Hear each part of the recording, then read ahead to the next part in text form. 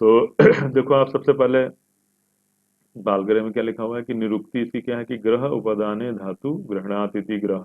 ग्रह की अगर हम बात करें कि ग्रह क्या होते हैं, ग्रहण के अर्थ में ग्रहण करना मतलब क्या होता है, ग्रहण करना एक तो ये अर्थ होता है कि कहते हैं ना कि ग्रहण लग गया, मतलब अच्छा नहीं माना जाता है ग्रहण लगना, है ना।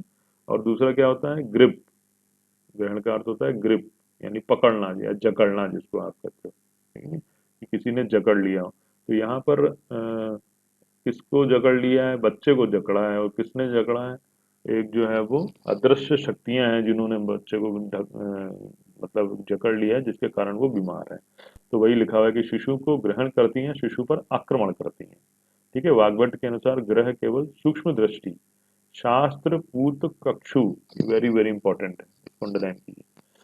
शास्त्र पूत चक्षु, शास्त्र पूत चक्षु का अर्थ ये होता है कि जिसके पास शास्त्र, मतलब जो ज्ञानी है।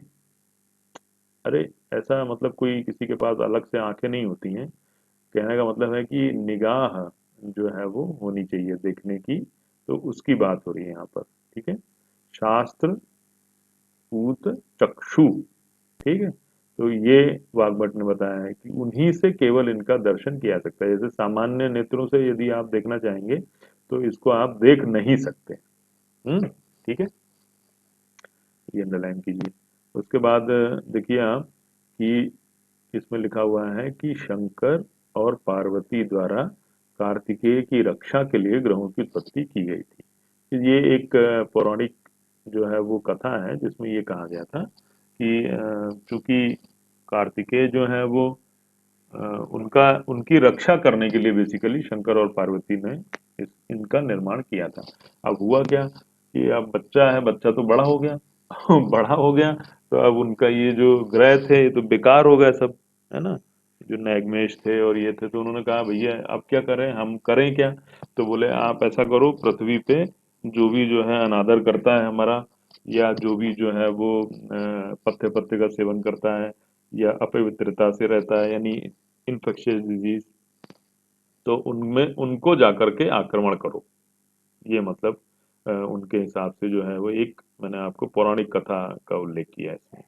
ठीक है बच्चों, तो ये इसकी पौराणिक कथा है, मतलब अब इसको अब आप कैसे भी रिलेट करो, मतलब कोई बहुत ज़्यादा इसमें दिमाग लगाने की आवश्यकता नहीं है, केवल इतना ही आपको समझना है। उसके बाद देखो कि ग्रहों की उत्पत्ति के संबंध में, जो पौराणिक ग्रह हैं इनकी उत्पत्ति के संबंध में वो बताया गया है कि कौन सा ग्रह कहाँ से उत्पन्न हुआ। जैसे स्कंद ग्रह है, तो इसकी इनकी उत्पत्ति शिव से हुई है। स्कंदा पस्मार अग्नि से, देवता है मतलब इनके ये। और नैगमेश की उत्पत्ति पार्वती से, पूतना की उत्पत्ति कार्तिकेय से, मुखमंडल की उत्पत्ति कार्तिकेय से हुई है। ठीक है, तो ये जो है वो आप इनको याद करना है। उसके बाद ग्रह बाधा के कारण, कारण का मतलब है निदान है बेसिकली। तो काश्यप ने दुग्ध के स्वाद के आधार पर सबसे पहले ग्रहों का उल्लेख किया है, मतलब कि अ, दुग्ध का क्या स्वाद है, और उसके साथ में जो है वो कौन सा ग्रह उसमें बाधा उत्पन्न होगी। जैसे स्वादु कटु तिक्त के शकुनी, ऐसे लिखा है उन्होंने। स्वाद, स्वाद नहीं है, स्वादु है, मधुर है। मधुर कटु तिक्त, ठीक है बच्चों। तिमक, तिमक करके याद किया था मैंने। तिमक, तिमक माने तिक्त, मधुर और कटु, किसके लिए, शकुनी के लिए, शकुनी तिमक। फिर त्रिदोषद जो है वो स्कंद और षष्ठी ग्रह है ना। और तिमक इसलिए याद किया था क्योंकि ये नीचे बहुत परेशान करता था, ये जो है वो पीएम के करके याद किया था कि मतलब पूतना जो है वो मधुर और कटु है। तो ये इसलिए इतना याद किया क्योंकि ये 80% यही क्वेश्चन मिल जाता है उसमें, और फिर ये तीन में से ही गलत हो जाए तो फिर पूरी कमार वैसे पढ़ी आपने, और जो जहाँ पे मेन चीज थी वहां पे आपने जो है वो मेहनत नहीं की, और है कंफ्यूजिंग बहुत। तो तिमक का अर्थ हो गया, तिमक अगर आप लिखेंगे, देखो मैं लिख के भी दिखाता हूँ आपको। तो तिमक जो है, तिमक यानी कि तिक्त हो गया, मधुर हो गया और कटु हो गया। तो ये किसके लिए है तिमक, ये इसमें जो है वो तिमक जो है वो आपका शकुनी के लिए है। ठीक है, और सर्व दोष युक्त होगा स्कंद और षष्ठी ग्रह, है ना। और पीएम के याद कर लिया था, तो पूतना जो है वो मधुर और कटु के लिए आता है। स्वादु, साधु लिखा, स्वादु को मैंने मधुर कर लिया था, हिंदी में मधु होता है। चूंकि संस्कृत में स्वादु लिखा है इसलिए आपके नोट्स में स्वादु लिखा हुआ है। उसके बाद देखिए कि जो ये है वाग्भट ने बोला कि 3 कारण होते हैं इसके बेसिकली, हिंसा, रति और अर्चना। ये 3 कारण होते हैं, हिंसा, रति, अर्चना की आकांक्षा से ही ग्रहों का ग्रहण होता है। ठीक है, ये मतलब। उसके बाद अब इसके बाद और सुश्रुत ने क्या निदान लिखे, इधर एक तरफ रेफरेंस चल रहे हैं आपके, काश्यप में क्या कारण माने, और एक तरफ जो है वो आपका उसका डिस्क्रिप्शन चल रहा है।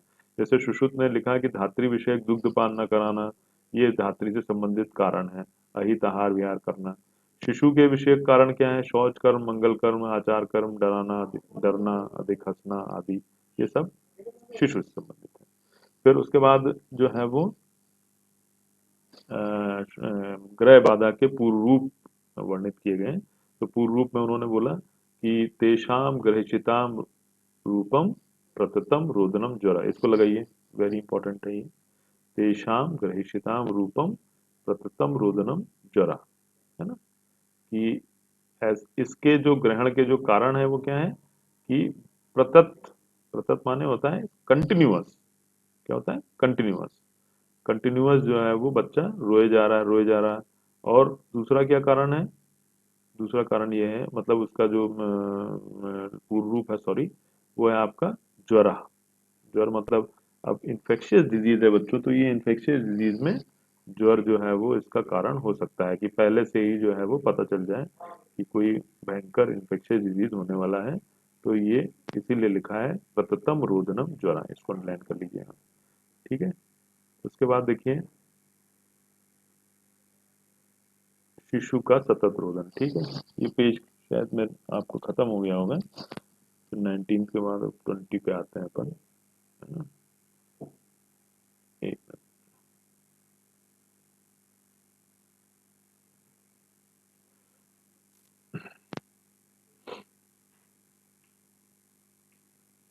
ये वाला पेज होगा मेरा ख्याल है, हाँ ये।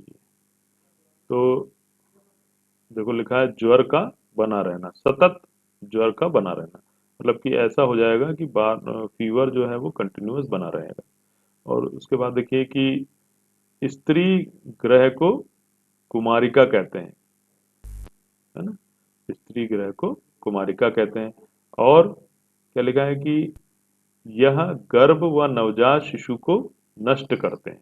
ठीक है ना, क्या करते हैं ये, कुमारिका का एक जगह और प्रयोग होता है, कौन बताएगा, एनीबॉडी, कुमारिका कौन बताएगा। सर इंद्रिय स्थान में, अरिष्ट में है ना कुमारी का, छाया और प्रति छाया में कुमारी का। हाँ, उसमें एक जो है वो शैडो टाइप की होती है, मतलब ये कहने का मतलब है कि ये एक प्रकार की शैडो के रूप में वहां पे वर्णन किया गया है, वहां पे भी इंद्रिय स्थान में भी है। और यहाँ पर कुमारिका जो है वो किसके लिए है, कुमारिका जो है स्त्री ग्रह के लिए है। ठीक है, ध्यान रखो आप। फिर ग्रहों की संख्या और नाम पे आ जाइए, वेरी इंपॉर्टेंट जो है वो। सुश्रुत ने संख्या इसकी जो है वो 9 बताई है, वाग्भट ने 12 बताई है, हारित ने पूतना 1 बताया है, और इसके 8 वेद बताया है। मतलब उनके हिसाब से कई बार क्या होता है बच्चों की, ये जो है वो इस तरह की क्वेश्चन आ जाते हैं कि हारीत के अनुसार मुख्य ग्रह है, तो उसमें आंसर पूतना होता है।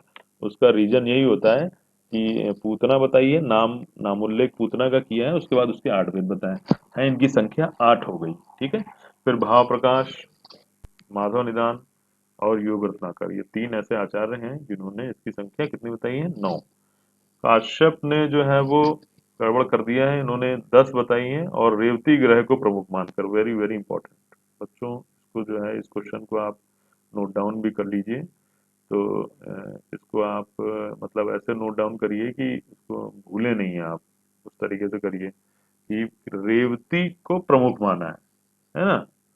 मतलब हमारा जो कंसर्न है वहां पर वो दूसरी उससे नहीं पड़ेगा, मतलब मेनली जो है वो रेवती ही मिलेगी आपको, किसमें, काश्यप।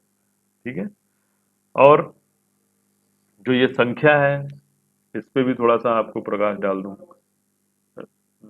नंबर तो 10 है, जहां पर रोगों की संख्या गिनी वहां पे 10 है, डिस्क्रिप्शन में 9 ही है। ठीक है ना, तो उससे हमें मतलब नहीं है भाई। डिस्क्रिप्शन में क्या है, चूंकि अभी खंडित है संहिता, तो एक हो सकता है कि इधर उधर हो गया हो, मतलब आपको नहीं मिल रहा है अपने लोगों को, तो उससे मतलब नहीं है हमको।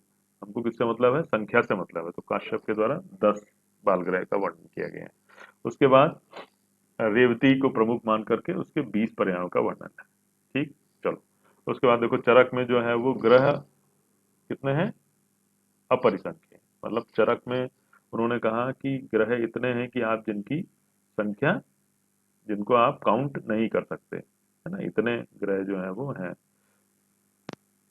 ठीक। और सर इसमें शार्टंगर के अकॉर्डिंग भी 12 है क्या? हाँ, शारंगधर के अकॉर्डिंग भी 12 ही है, जो ये लिखा हुआ है ना, भाव प्रकाश माधव निधान योग रत्नाकर शारंगधर। हाँ, देखो मैं बताऊं, शारंगधर के बाल ग्रह, बाल ग्रह का उल्लेख शारंगधर ने किया है, किया तो हो सकता है। इसको कंफर्म करके बताऊंगा बेटे, क्योंकि संख्या का क्वेश्चन है, गलत नहीं होना चाहिए अपना, है ना। जहां तक है कि 12 ही है, लेकिन फिर भी मैं एक बार कंफर्म करूंगा, ठीक है। बाल रोग तो मैंने कल बताया था आपको, कितने? 20। 20, 22। 22, है ना, 22 बताए थे कल, अच्छा उस दिन वाली क्लास में। और गर्भज रोग 8 बताए थे, है ना। जी। बाल ग्रह शायद 12 हैं, मतलब मैं शायद इसीलिए कह रहा हूँ क्योंकि जो अपने डीएन मिश्रा है उन्होंने उसको जो है वो मार्कआउट नहीं किया। अब चूंकि इतने सारे आचार्य हैं, तो इसलिए शायद छूट गया होगा उसमें, है ना। तो मैं देख करके बताऊंगा, है ना, ऐसे नहीं। जी सर। हाँ। उसके बाद देखो कि पुरुष और स्त्री संज्ञक बाल ग्रहों की अगर हम बात करें, तो दो प्रकार के ग्रह होते हैं बेसिकली। एक तो जो है वो मेल साइड के होते हैं, एक फीमेल साइड स्थिति, मतलब ये मेल फीमेल में कैसे वो कर लिया, मतलब कहने का ये है कि जैसे किसी में जो है वो ऐसे लक्षण होते हैं जो मेल की तरफ प्रीडोमिनेंट होते हैं, कुछ ऐसे होते हैं, तो इस हिसाब से डिस्क्राइब कर लिया, उनके नामों के हिसाब से समझ लो। तो स्त्री वर्गीय ग्रह रज और तम गुण प्रधान होते हैं, ये भी आप अंडरलाइन कर लीजिए। क्वेश्चन जो है वो गाइड में मिलेगा आपको कि जो है वो स्त्री संज्ञक ग्रह जो होते हैं वो रज और तम गुण प्रधान होते हैं। उसके बाद अब इनकी ग्रहों में भेद, जो संख्या भेद है वो थोड़ा सा देख लेते हैं, क्योंकि यही सबसे अच्छा डिस्क्रिप्शन केवल सुश्रुत और वाग्भट में ही देखने को मिलता है, इसलिए यहाँ पर सुश्रुत और वाग्भट का ही कंपैरिजन किया गया है। तो जैसे पुरुष ग्रह हैं, तो पुरुष ग्रह सुश्रुत में 3 है केवल, है ना, जिनका स्कंद ग्रह, स्कंदा पस्मार और नागमेश या पितृग्रह, ये इसको बोलते हैं, ये कुल 3 है। और जो वाग्भट हैं इसमें 5 हैं, कौन से? स्कंद, स्कंदा पस्मार, या इसी को विशाख कहते हैं, मेष, नैगमेश मेष एक ही चीज हो गई, स्वग्रह और पितृग्रह। देखो यहाँ पर क्या है, नैगमेश और या पितृग्रह लिखा हुआ है ना, यानी कि दोनों एक ही हैं अकॉर्डिंग टू सुश्रुत। लेकिन वाग्भट ने क्या किया है, मेष ग्रह अलग है उनका, नैगमेश तो है ही नहीं, मेष है, स्वग्रह है और पितृग्रह अलग है, ठीक है, निमोनिया जो एक टाइप का होता है वो अलग है। तो कुल ये 5 हो गई। फिर अगर स्त्री ग्रह की अगर हम बात करें सुश्रुत में, तो देखो शकुनी, पूतना, शीत पूतना, अंधपूतना, मुखमंडिका और रेवती, तो ये हो गई आपकी। और इधर की तरफ अगर हम बात करें मतलब वाग्भट की अगर हम बात करें, तो ये कह रहे हैं कि शकुनी, पूतना, शीत पूतना, अंधपूतना या अदृष्ट पूतना भी कहाँ है, फिर मुखमंडिका, रेवती और शुष्क रेवती, वेरी इंपॉर्टेंट, है ना। तो एक क्वेश्चन आपका ये हो गया कि 3 कौन से इन्होंने बढ़ा दिए इसमें, बेसिकली इधर 9 थे इधर 12 हो गए, कौन से? एक तो शुष्क रेवती, है ना, रेवती जो है वो, रेवती तो है ही है, साथ में शुष्क रेवती भी है, और शव ग्रह और पितृ ग्रह, है ना, ये 3 जो है बढ़ा दिए। नाम यहाँ पर भी है सुश्रुत में पितृग्रह का, लेकिन वो पितृग्रह या में है, मतलब कि उसी को मान लिया है उन्होंने, इसलिए आपको अलग से ये बताया जा रहा है, ठीक है ना। विशाख, अब जैसे नाम तो इसमें विशाख ये अलग से है, लेकिन ये विशाख है स्कंदा पस्मारी, इसलिए स्कंदा पस्मार में गिना जा रहा है, ठीक है, ये है। उसके बाद देखो कि कुल ग्रह 9 और 12 हो गए। शव ग्रह और पितृग्रह का वर्णन वाग्भट ने किया है, ठीक है। शव ग्रह पितृग्रह का वर्णन वाग्भट ने किया है। शुष्क रेवती भी जो है वो, रेवती, रेवती तो है, शुष्क रेवती नहीं है। ठीक। फिर उसके बाद जो है वो चिकित्सा की दृष्टि से यदि आप ग्रह देखें, तो देखो ये जो डिस्क्रिप्शन है बच्चों, ये काश्यप का है, रेफरेंस ये है। और वमन साध्य ग्रह है कुछ, इसमें कुछ ऐसे बीमारियां हैं जिसमें कि वमन हमको नहीं कराना है ना, निषेध है मतलब। और कुछ ऐसी बीमारियां हैं जिसमें कि जो है वो वमन और विरेचन दोनों का निषेध है। वेरी वेरी इंपॉर्टेंट है ये। जैसे लिखा है कि वमन साध्य रोगों में क्या लिखा है, स्कंद, स्कंदापस्मार और नैगमेश, ये लगा लीजिए। और उसके बाद वमन का निषेध कौन कौन सी बीमारियों में है, तो रेवती, पूतना, शकुनी, पुंडरीक और मुखमंडिका। सबसे पॉपुलर जो क्वेश्चन है कि निम्न में से किस बाल ग्रह में वमन और विरेचन दोनों का निषेध है। ठीक है, तो ये जो है वो उसमें आंसर रेवती बाल ग्रह आ जाता है। ठीक है बच्चों, तो ये हो गया, इसको आप जो है अंडरलाइन कर लीजिए।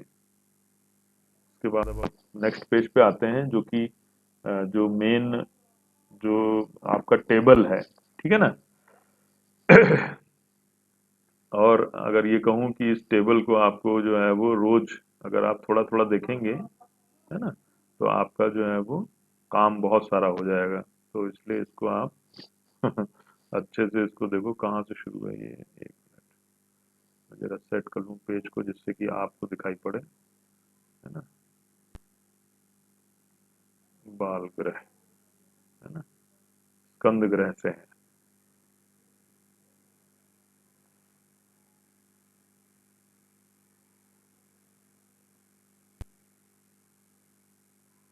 हाँ, तो अब आप देखिए सबसे पहला जो ग्रह है इसमें वर्णित है वो है स्कंद ग्रह। स्कंद का अर्थ होता है कि किसी एक पार्ट का पैरालाइज हो जाना, या उसमें जो है वो कुछ विकृति आ जाना। तो जैसे स्कंद ग्रह में लिखा हुआ है, इसमें सबसे पहले आप देखिए गंध। देखो, कोई भी बाल ग्रह आप पढ़ेंगे तो उसमें आपको गंध उसकी पढ़नी पड़ेगी, गंध को आपको रटना पड़ेगा। कैसे भी आप याद करो, देखो इसमें मैं ज़्यादा कोड वोड का इसमें वो नहीं करता हूँ। क्यों? क्योंकि ये बार बार पढ़ोगे 10-12 ही हैं तो आपको याद हो जाएंगे। जितना ज़्यादा इसमें कोडिंग डिकोडिंग करोगे, है ना, उनके चक्कर में पढ़ोगे, उतना ही जो है वो कंफ्यूज होते रहोगे। तो उससे अच्छा ये है कि एक बार बैठ के अच्छे से शांति से याद कर लो। ठीक है, तो छतज, सगंधिका, वसा और रक्तगंधी। छतज जो छत जो होता है वो रक्त के लिए ही आता है हमेशा, तो स्कंद ग्रह में रक्त की गंध आती है। सुषुत स्कंद ग्रह जो है वो सब लाल, रेड से संबंधित होता है। तो रेड, क्योंकि ब्लड भी रेड होता है, तो इसलिए इसमें जो है वो रक्त की गंध आती है। ठीक है, इसको याद रखो। उसके बाद देखो लक्षण और प्रभाव के बारे में लिखा हुआ है कि इसमें लक्षण क्या है। लक्षण है आपका शूनाक्षा, है ना, अक्षी में जो है वो शूल यानी कि सूजन। वक्रास्यो, मुख का टेढ़ा हो जाना। हत चलित, हत चलित मतलब कि जो है वो एक कोई पार्ट जो है वो हत हो गया है, मतलब जो है वो चल नहीं पा रहा है। उसके बाद एक पक्ष में नेत्र, एक पक्ष में नेत्र, नेत्र का जो है वो एक पक्ष में ही ऑपरेट कर रहा है, या एक पक्ष में पैरालिसिस हो गया है, ऐसे कर लो। फिर गाढ़ मुष्टि वर्चा, यानी कि हाथ की मुट्ठी को बांधकर जोर लगाकर मल त्याग करता है। ठीक है, ये इंपॉर्टेंट लक्षण है, वेरी वेरी इंपॉर्टेंट है, श्लोक ये कई बार आ चुका है। गाढ़ मुष्टि वर्चा। फिर वाग्भट के अनुसार एक नेत्र श्रावी, एक नेत्र से जो है उसके श्राव हो रहा है। हतैक पक्षा, एक पक्ष, सब वही है, हत चलित और हतैक पक्षा सब एक ही है, बस केवल नाम बदल, उसका वो बदल गया है। योग रत्नाकर ने बोला कि एक नेत्र से गात्र से श्राव, है ना, एक ही नेत्र से कंटिन्यूअस जो है वो स्राव निकल रहा है। इसको मॉडर्न में हम इन्फेंटाइल हेमीप्लेजिया, या जो है वो अगर वो देखें तो फेशियल पैरालिसिस या पाल्सी से जो है वो। पाल्सी और पैरालिसिस में कोई अंतर बताएगा? पाल्सी लिखा है यहाँ, पैरालिसिस नहीं लिखा है। गलत नहीं है, वो सही लिखा है। कोई अंतर बताओ, कोई भी, एनीबॉडी? नहीं पता? पालसी, देखो पालसी जो है वो बेसिकली बच्चों पैरालिसिस से पहले की स्थिति है। मतलब पहले की स्थिति तो नहीं कहेंगे, ऐसा कह लो कि इनकम्प्लीट पैरालिसिस इज पालसी। ठीक है, देखो हमारे नर्व जो इनर्वेशन होता है, नर्व का जो कंट्रोल होता है, कैसे होता है? दो तरीके से इसमें जो है हमारे यहाँ वो है, एक तो मोटर है, एक सेंसरी है ना। नर्वस सिस्टम जो है हमारा मोटर है और सेंसरी है। तो कई बार क्या होता है कि केवल एक ही चीज जो है वो, जैसे कई बार केवल मोटर सिस्टम ही जो है डिफर्ड होता है, तो वो भी पाल्सी कहलाएगा। कई बार केवल जो है वो आपका सेंसरी सिस्टम ही केवल डिफर्ड होता है। जब मोटर और सेंसरी दोनों लॉस हो जाते हैं तब वो पैरालिसिस हो जाता है। तो ये फेशियल पाल्सी है। ठीक है। पाल्सी का मतलब यह है कि फेस पे जो है वो एक साइड हाफ जो है वो है। ठीक। उसके बाद देखिए कि स्कंदा अपस्मार, ये वेरी इंपॉर्टेंट है। विशाख बालग्रह जिसको कहा है वाग्भट ने। और पूय रक्तगंध, रक्त था इसमें पूय और जोड़ दिया। सुश्रुत ने बोला कि बार बार संज्ञा रहित होना, यानी बार बार मतलब बेहोश हो जाना। पुनर्भवे सत्संज्ञा, और फिर उसके बाद एपिलेप्सी में क्या होता है, अपस्मार में यही तो होता है कि बेहोश हो गया फिर जो है वापस आ गया, तो वैसे ही जो है वो कॉन्शियस हो गया। तो वैसे ही जो है यहाँ पे वर्णन है। फिर वाग्भट ने क्या क्या है, बार बार संज्ञा नाश होना, केशों का नोचना, बालों को नोचना, पूरी रक्त की गंध आना, हस्त भ्रू पाद नर्तनम, ये लगा लीजिए, लगाइए इसको। हस्त भू पाद नर्तनम, मतलब कि हाथ पैर, भू, भ्रू मतलब जो है आईब्रोज, इनका नचाता है इनको, है ना। नाच, नचाता कुछ नहीं है, मतलब टेढ़े मेढ़े होते हैं, ये मतलब है। और ये मॉडर्न में एपिलेप्सी से इसका जो है वो सामना, मतलब इसका सामने किया जाता है। ठीक है बच्चों। उसके बाद देखो, अगर आप देखोगे तो दूसरा बालग्रह है अपना नैगमेश। क्या है? नैगमेश। तो नैगमेश में इसी को मेष ग्रह भी कहा गया है। सुश्रुत ने बोला कि वसा गंधी है, वाग्भट ने बोला कि बस्त गंधी है, योग रत्नाकर ने बोला विगंधिता, मतलब स्मेल जो है वो बैड स्मेलिंग है। ठीक है ना। बस्त, बस्त माने बकरा, बकरे की सी गंध आना। और वसा माने फैट की सी गंध आना। ठीक है ना, नैगमेश। ठीक। उसके बाद इसमें आप देखिए सुश्रुत ने क्या बताया कि मुख से फेन का वमन होना, जैसे जो है वो एपिलेप्सी में पाया जाता है, लेकिन ये एपिलेप्सी नहीं है बच्चों, है ना। ये जो है वो मेनिंजाइटिस से इसका साम्य है। ठीक है ना, एपिलेप्सी नहीं है। उसके बाद देखो आप कि जो है वो मुख से फेन का वमन करना, मध्य में शरीर का ऊपर उठ जाना, जैसे मेनिंजाइटिस में कई बार होता है कि बीच से जो है वो फोल्ड, मतलब कर्व बन जाता है। ज्वर, वसागंधी, वाग्भट ने बोला ऊर्ध्व निरीक्ष हसनम, ऊपर को देखते हुए हंसता है। ऊर्ध्व निरीक्ष हसनम, वेरी इंपॉर्टेंट लक्षण है। और मूर्छा, और एक नेत्र में शोक। एक नेत्रस्य गात्रस्य स्रावः अगर आएगा तो वो स्कंद ग्रह का होगा, लेकिन एक नेत्र से शोफ होगा तो वो नैगमेश का होगा। ठीक है बच्चों। तो ये हो गया। उसके बाद देखिए वाग्भट ने ही एक जो है वो ग्रह का वर्णन किया है, जो कि है हमारा शव, शवग्रह, स्वग्रह। शव नहीं बोलना चाहिए इसको, स्वग्रह। ठीक है। तो स्वग्रह के संबंध में स्वग्रह, तो इसमें जो है वो एक चीज से तो आप बरी हो गए कि इसमें शव मत लगाना, शव गंधता तो मत लगाना। ठीक है। इसमें आप विट गंधता, यानी कि मल किसी गंध जो है वो लगाना।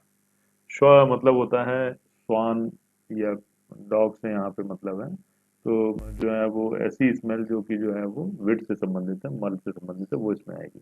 वाग्भट ने बहिरायाम बताया है और जीवा दंश बताया है। वाग्भट ने क्या, उन्होंने तो वर्णन ही किया है। विट सगंधत्वम, विट के समान यानी कि मल के समान गंध आना। और क्रोशनम च श्व शुनि, ऐसा जो है वो श्लोक में आता है, क्रोशनम च श्व शुनि। श्व मतलब यहाँ पर डॉग, यानी कुत्ते के समान चिल्लाना। और अगर आप मॉडर्न में देखेंगे तो ये हाइड्रोफोबिया के से मिलता जुलता बीमारी है। हम्म। उसके बाद देखिए आप कि जो है वो पितृग्रह, पितृग्रह को हम लोग निमोनिया से कंपेयर करते हैं। किससे? निमोनिया से। ठीक। और इसमें जो है वो हमारी कैसी गंध आती है? शवगंधता, है ना। शवगंधता आती है। ये देखो, शवगंधता है। इसको आप अंडरलाइन करिए। रो, ये राम लिखा, रोम है। रोम हर्षो मुहुस्त्रासा सहसा रुदनम ज्वरा, विमणता और मुष्टिबंध। मुष्टिबंध मतलब मुट्ठी को बांधना। इसको निमोनिया से हम कंपेयर करते हैं, वेरी इंपॉर्टेंट है। फिर उसके बाद नेक्स्ट जो बीमारी हमारी तीन जो है वो कहना चाहिए कि बहनें कह लो उनको, पूतना, शीत पूतना और अंधपूतना। तो इनको अगर हम मॉडर्न से कंपेयर करें तो जैसे डायरिया होता है, उसके बाद फिर डिहाइड्रेशन होता है। तो डायरिया और डिहाइड्रेशन में जो है वो मतलब लेवल्स ऑफ डिहाइड्रेशन के बेसिस पे जो है वो इसका डिस्क्रिप्शन अलग अलग व्याधियों में किया गया है कि पूतना पहली स्टेज है, शीत पूतना नेक्स्ट स्टेज है, ऐसे है। तो सबसे पहले अगर आप देखें तो इसमें जो है वो जैसे जो पूतना है उसका वर्णन किया गया है, ठीक है ना। तो पूतना के बारे में लिखा हुआ है कि कौवे जैसी गंध, काकवत, कौवे जैसी से काम नहीं चलेगा इसमें, काकवत पूती गंधता जो है पूरी बात है। पूती गंधता मतलब जैसे सड़ने वाली जो गंध होती है, कौवे जहाँ पे इकट्ठे होते हैं तो वो चूंकि ऐसे मांस वगैरह का सेवन करते हैं वो लोग कौवे, तो इसलिए इसमें जो है काकवत पूती गंधता। फिर सुश्रुत ने इसमें बताया कि दिन में तो बच्चा सुखपूर्वक सो जाता है लेकिन रात्रि में नहीं सोता है ना। रात्रो न रात्रो न शेते यदा निशी, ऐसा जो है वो न शेते यदा निशी, रात्रो नहीं, न शेते यदा निशी, ठीक है ना। तो इस तरीके से लिखा है उन्होंने कि रात्रि में बच्चा जो है वो नहीं सोता है, दिन में तो सो जाता है। सुखम दिवा स्वप्न तो हो जाता है लेकिन रात्रि में नहीं सोता है। उसके बाद लिखा है कि ये ध्यान रखो, मैं बता रहा हूँ आपको कि अतिसार और छर्दी, इसमें अतिसार सब तीनों में मिलेगा, थोड़ा थोड़ा बढ़ता हुआ घटता हुआ मिलेगा लेकिन तीनों में मिलेगा। फिर वाग्भट ने लिखा है, देखो वाग्भट तो चूंकि जो है वो जो लक्षण सुश्रुत ने लिखा है वही इन्होंने लिखा है कि रात्रि में समय नहीं सोना। योगनाकर ने तिरछा देखना भी एक लक्षण लिखा हुआ है, तिर्यक पेक्षणम, क्या लिखा है, तिर्यक पेक्षणम। उसके बाद इसको अगर आप उससे कंपेयर करें मॉडर्न में तो सीवियर डायरिया या कॉलेरा से इसको कंपेयर कर सकते हैं, ठीक है। इसके बाद शीत पूतना, अगर हम देखें शीत पूतना, तो शीत पूतना में देखो लिखा है कि वसावत विश्रगंधता, वसावत विश्रगंधता, वसावत विश्रगंधता का मतलब ये है कि कई बार ऐसा होता है कि जैसे वसा से जो है वो एकदम सड़ी हुई सी जो है रेंसिडिटी उसको बोलते हैं, वो वाली स्मेल होती है, तो वो है इसमें। और इसके लिए लिखा है कंपनम, पतला मल त्याग, लिपट कर सोना, ये लक्षण लिखे हुए हैं। और वेरी वेरी इंपॉर्टेंट है, वाग्भट ने लिखा है कि शरीर के एक भाग में शीतलता होना और एक भाग में उष्णता का अनुभव होना, इसको लगाइए, इंपॉर्टेंट है ना। शीतत्वम उष्णत्वम परस्य च, ऐसे करके जो है वो श्लोक में लिखा हुआ है। ये डायरिया जो है वो, ये भी डायरिया ही है, डिहाइड्रेशन एंड डायरिया। और इसमें लिखा है देखो नेत्र रोग।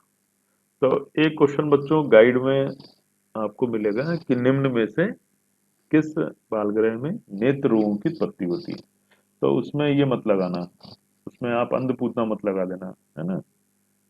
उसमें अगर नेत्र रोग कह रहा है तो फिर आप नेत्र रोग शीत पूतना में लगाना, ठीक है। अंधपूतना में कौन सा रोग है वो देखो, वो आगे देखेंगे अपन, है ना।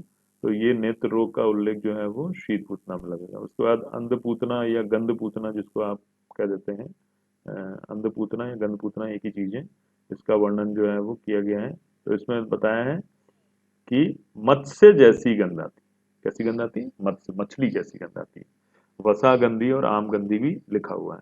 और साथ में सुश्रुत ने लिखा है स्तन्य द्वेष, अतिसार, अतिसार तो सब में है ही है, वमन, दुर्वर्णा, हमेशा पेट के बल लेटना, देखो लेटने के संबंध में कई सारे जो है वो इसमें वो आए, है ना। और वाग्भट ने लिखा है दृष्टि साध हो जाना, दृष्टि रुख हो जाना और पोतकी हो जाना, ठीक है। ये इसमें नेत्र रोग उत्पन्न होते हैं। नेत्र रोग टर्म आता है तो फिर ऊपर वाले में लगाना, और पोतकी, दृष्टि साध और ये आते हैं तो फिर इसमें लगाना, ये हमारा कहने का मतलब। बात समझ में आ गई कि अगर नेत्र रोग आता है तो फिर ऊपर वाले में लगाना। श्लोक में नेत्र रोग ही दिया हुआ है उसमें, इसलिए लिखा हुआ है, ये कॉलरिक डायरिया के समान है। उसके बाद शकुनी है, शकुनी एक प्रकार का स्किन डिसऑर्डर है, ठीक है बच्चों। शकुनी जो है वो क्या है, स्किन डिसऑर्डर है। तो इसमें शकुनी गंध आती है। शकुनी गंध कैसी होती है, शकुनी एक पक्षी का नाम है, तो वैसी गंध जो है वो इसमें आती है, ठीक है। और इसमें लक्षण क्या है, जीवा, तालु, गले में जो है वो व्रण हो जाते हैं, इसको इम्पटिगो बोलते हैं बेसिकली, एक सेकंड, है ना। जीवा, तालु, गले में जो है वो व्रण और स्फोट हो जाना। और इसको मॉडर्न में हम किससे कंपेयर कर रहे हैं बच्चों, पेलेग्रा से, पेलेग्रा से कंपेयर कर रहे हैं। पेलेग्रा जो है वो आप जानते हैं कॉम्प्लेक्स की डेफिशिएंसी उससे होती है, तो ये जो है वो पहले ग्रह। उसके बाद अब आप देखिए कि रेवती ग्रह का वर्णन जो है वो किया हुआ है। रेवती ग्रह आपको बताया मैंने कि रेवती बाल ग्रह मुख्य रूप से जो है वो रेवती बाल ग्रह का वर्णन आचार्य काश्यप ने किया है, और आचार्य काश्यप ने रेवती को ही प्रधान मान के उसके कितने 20 पर्यायों का वर्णन किया है ना। तो यहाँ पर जो है वो बस्तगंधता, एक ये श्लोक रह गया बच्चों ये पढ़ाना। देखो, सदाह रुक पाका संधिषु पुनः पुनः। दाह रुजा और पाक कहाँ पर, संधियों पे बार बार जो है वो दाह रुजा और पाक हो जाता है। ठीक है। पहले ग्रह जो है वो आप देखेंगे तो उसमें ज्यादातर स्किन के जो है वो सिम्टम्स दिखाई पड़ेंगे ना। किसकी डेफिशिएंसी से होता है पहले ग्रह, कोई बताएगा किसकी डेफिशिएंसी से होता है? हाँ? B6। B6 नहीं, B3 से होता है, B3 से होता है बच्चों, नियासिन, है ना। ओके। ठीक है। तो ये जो है वो पहले ग्रह। उसके बाद जो है वो आपका रेवती, रेवती बाल ग्रह बताया। तो बस्तगंधता और पंकगंधता, पंक का मतलब होता है कीचड़, पंकज, है ना, पंकज पर्याय होता है ना कमल का। तो पंक में मतलब ज मतलब उगने वाला, तो कीचड़ में उगने वाला कमल, तो पंकगंधता यानी कि कीचड़। सुश्रुत ने लिखा है कि रक्त वर्ण का, इसमें देखो रेवती में आपको ये ध्यान रखना है कि किस चीज का कलर कैसा हो गया है। जैसे चेहरे की अगर हम वर्ण की बात करें तो कैसा हो गया है, रक्त वर्णी हो गया है, ये देखो। अगर हम मल की बात करें तो हरित वर्णी हो गया है, और शरीर का वर्ण कैसा हो गया है, पांडु वर्ण हो गया। ठीक, तीनों कलर आप याद रखिए कि चेहरे का कलर कैसा हो गया है, रक्त वर्णी हो गया है, मल का कलर कैसा हो गया है, हरित वर्णी हो गया है, और शरीर का कलर पांडु हो गया है। दूसरा, इसमें श्लोक में लिखा हुआ है कर्ण नासा अक्षी मर्दनम। क्या होता है, कर्ण नासा अक्षी मर्दनम, कान को, नाक को और आंखों को बार बार जो है वो मलता रहता है, रगड़ता रहता है। ठीक है। वाग्भट ने जो है वो शोष बताया इसमें, और मल का हरा और द्रवयुक्त होना है। देखो दोनों में हरा ही कलर है मल का। ये इन्फेक्शियस जो है वो उसकी तरफ शो कर रहा है। मतलब ऐसा नहीं है कि जो है वो केवल इसमें केवल बालगृह का ही उल्लेख हो, है ना। बाल बालगृह में ज्यादातर जो डिजीजेस हैं ये सब इन्फेक्शियस हैं।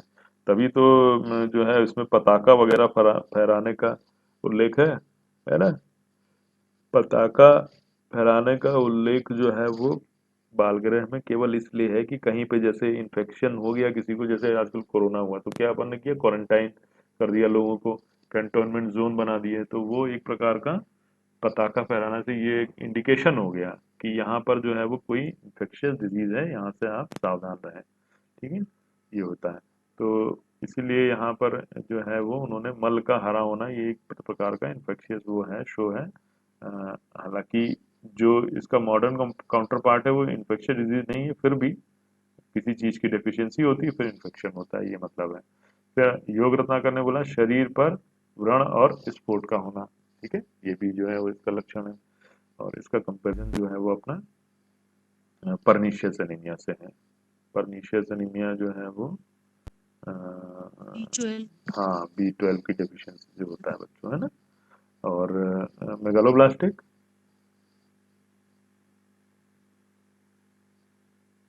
मेगालोब्लास्टिक एनीमिया, अब एनीमिया है तो चूंकि तो पूछ लिया मैंने, बताओ भाई। देखो बच्चों, मेगालोब्लास्टिक एनीमिया जो है वो भी B12 से ही होता है। मतलब होता क्या है कि एक intestinal factor of castle factor होता है। तो वो क्या करता है कि जो अपने जो आरबीसीज होते हैं उनको मैच्योर करने में काम आता है। अब फैक्टर की डेफिशिएंसी हो जाती है तो फिर उसमें क्या होता है कि वो आरबीसीज अपने मैच्योर नहीं हो पाते हैं, मतलब ग्रो तो हो जाते हैं लेकिन मैच्योरिटी उनमें नहीं होती, तो वो उनका साइज जो है वो बड़ा बड़ा सा दिखता है। तो वो क्या होता है, मेगालोब्लास्टिक एनीमिया होता है। अब चूंकि वो स्टेबल नहीं होता है, बड़ा है, तो वो टूट जाता है, तो इसलिए वो बहुत फ्रीक्वेंटली जो है वो टूटता रहता है। ठीक है, तो उसमें भी B12 और फॉलिक एसिड की डिफिशियंसी से होता है। ठीक है, उसके बाद देखो शुष्क रेवती की अगर हम बात करें, तो शुष्क रेवती जो है वो थोड़ा सा शुष्क शब्द इसमें आ गया, तो इसी से आप समझ जाओ कि ये शोष, बाल शोष है ना, शुष्क होता है ना, तो ट्यूबरकुलोसिस की तरफ जो है इशारा कर रहा है। तो गिद्ध जैसी गंध आती है इसमें। ठीक है, इंपॉर्टेंट है। उसके बाद वाग्भट ने इसमें कहा है कि जायते, वेरी वेरी इंपॉर्टेंट श्लोक लिखा हुआ है इसमें, जायते शुष्क रेवत्याम शुक्रमात्र सर्वांग संशय। शुष्क रेवती में सभी अंगों का क्रम से क्षय हो जाना, केशों का गिरना, स्वर की दीनता होना और विमलता होना, ये लक्षण पाए जाते हैं। फिर इसको हम मॉडर्न में किससे कंपेयर करेंगे, इंट्रा एब्डोमिनल ट्यूबरकुलोसिस या मेरास्मस से कंपेयर करेंगे।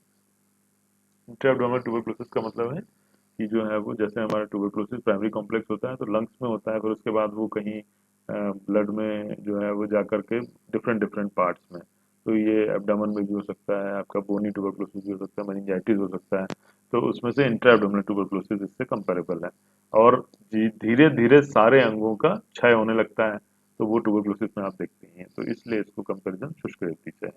उसके बाद मुख मंडिका, इसी के पर्याय लिखे हैं, देखो वक्त्र मंडिका, मुख मंडितया, मुख मंडनिका और मुख मंडिका। ठीक है, ये जो है वो पर्याय हैं, दो दो शब्द एक जैसे हैं। इसमें गोमूत्र गंधी, तो गोमूत्र समगंधी है ना, गोमूत्र समगंधी जो है वो आती है। इंपॉर्टेंट है बच्चों ये गोमूत्र समगंधी, है ना, क्योंकि अभी तक आपने किसी में भी जो है वो गोमूत्र गंधी नहीं पढ़ी, नहीं, गोमूत्र गंधी नहीं पढ़ी आपने, तो यहाँ पर जो है वो गोमूत्र गंधी आती है। उसके बाद देखिए कि इसका गोमूत्र गंधी है, और इसमें जो